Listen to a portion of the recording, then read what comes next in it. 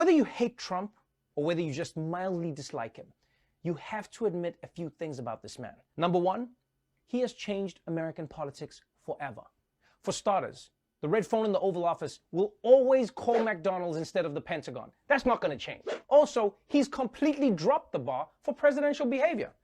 I mean, in 10 years, a president could pee in the middle of a press conference and everyone will just be like, huh, I guess he just had to go.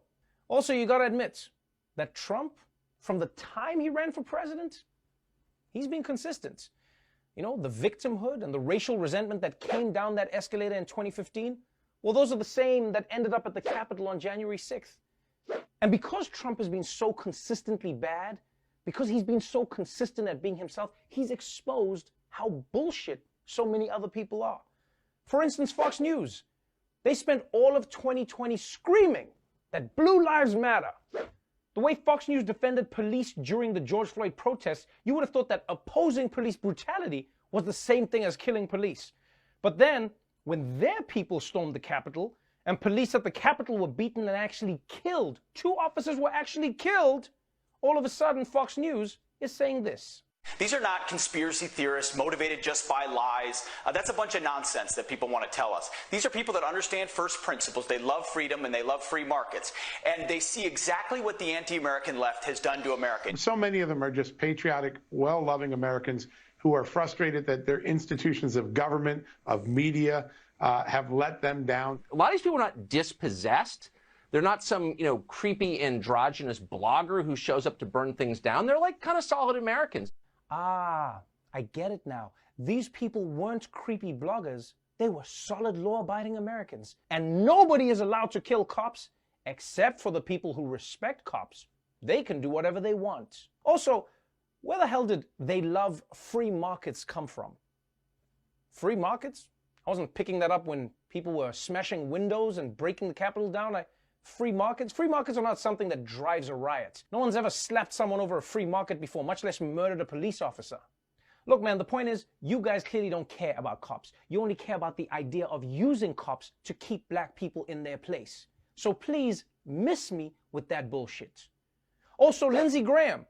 Whether you're a liberal or conservative, everyone should agree that this asshole, this Cracker Barrel mascot, is a weasel. The worst weasel of any kind. Because after the Capitol was stormed, and it looked like Trump was done, he gave a big speech about how he was done supporting Trump because Trump took it too far. He just took things too far. Oh no. But then the next week, he was suddenly flying on Air Force One again because he realized Trump wasn't out. And then he started blaming the attack on the Democrats. Senator Lindsey Graham placing blame for the Capitol Hill riot on House Speaker Nancy Pelosi. Watch this. What happened on January the 6th was one of the low points in my time in office. It was horrendous to see people come and take over the Capitol, the House and the Senate, beat officers, defile the seat of government. How in the hell could that happen? Where was Nancy Pelosi? It's her job to provide Capitol security.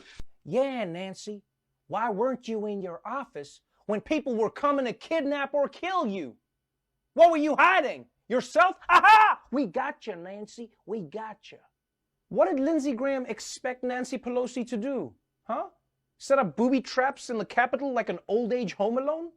Please, please miss me with this bullshit. And this also goes out to all those Republicans who spent 4 years backing a president who called his opponents un-American and enemies of the people. But now that he's getting impeached and might be held accountable, all of a sudden, it's time to move on.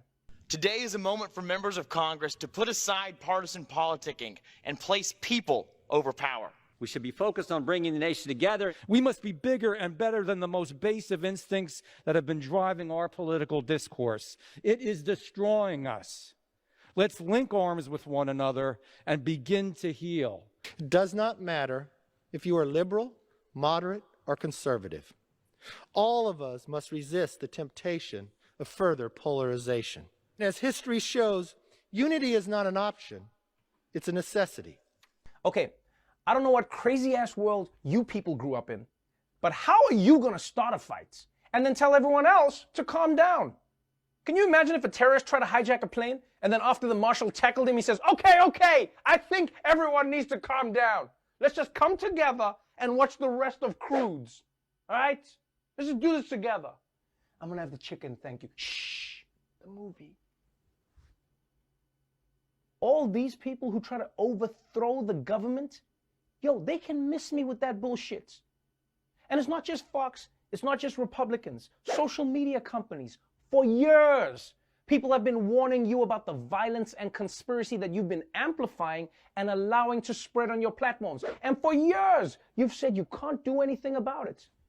But now that the Capitol has been ransacked, now all of a sudden, it turns out you can. Now that the violence has happened, we're going to do everything we can to stop the violence from happening. I mean, I don't know if I'm the only one, but I think it's really funny how social media companies said that they don't have a magic button to stop hate online. But then when Trump lost, suddenly they were like, oh, we do have that button. Here it is. So what? Now these companies want a cookie for doing the right thing too late? Miss me with that bullshit.